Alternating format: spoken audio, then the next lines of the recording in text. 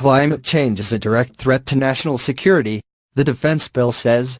And Trump is expected to sign the 2,400-page National Defense Authorization Act that Congress sent to President Trump last week is packed with new military policies and weapons purchases. But also tucked into the voluminous legislation is a warning about climate change, something Trump has openly ridiculed for years. Changing climate is a direct threat to U.S. national security, endangering 128 military bases with sea rise and global destabilization that could fuel terror groups, according to the NDAA, which is a bipartisan compromise struck by the House and Senate. The bill orders a Pentagon report on the top 10 at-risk bases and what should be done to protect them. Trump, who has described himself as a climate change skeptic, indicated he will sign the $700 billion policy bill, calling it an historic boost for the military that could not come at a better time for our nation. The provision is one among hundreds that offer defense reforms as well as more aircraft, ships and troops.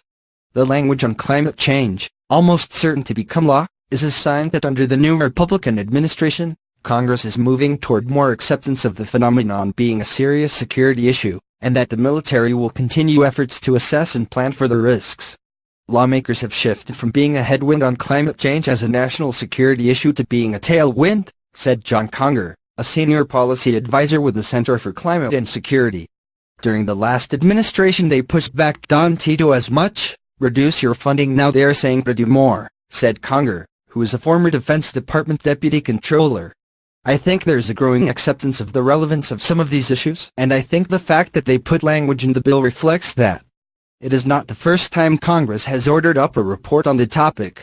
The Senate Appropriations Committee required an assessment on climate change from the Pentagon in 2015 that found it as a security risk and said combatant commanders were already figuring forecasts into their planning.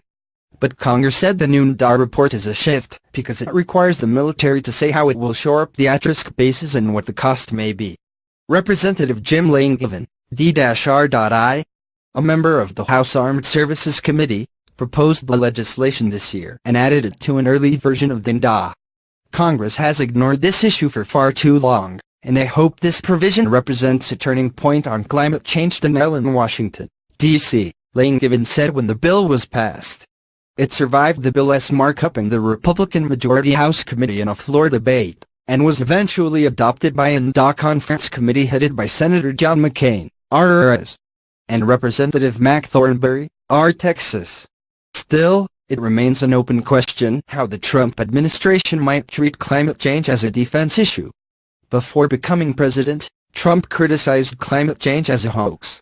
And although he has since appeared to moderate that view, his Environmental Protection Agency has removed references to it. But the White House also approved the release this month of a major multi-agency report finding humans are the main driver of changing climates. There was widespread acknowledgement of climate change under the Barack Obama administration